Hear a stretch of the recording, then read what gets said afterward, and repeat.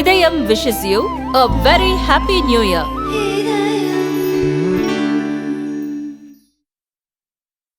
திமுக அரசின் நவீன எமர்ஜென்சி அடக்குமுறைக்கு மக்கள் அடிபணிய மாட்டார்கள் என்று தமிழக பாஜகவின் செய்தி தொடர்பாளர் ANS பிரசாத் விமர்சித்துள்ளார்.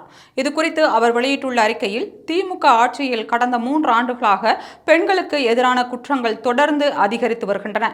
பெண் குழந்தைகள், கல்லூரி மாணவிகள், மூதாட்டிகள் என அனைத்து தரப்பு பெண்களுக்கும் திமுக அரசின் நிர்வாக சீர்கேட்டால் பாதிக்கப்படுகின்றனர் என்று சாடியுள்ளார்.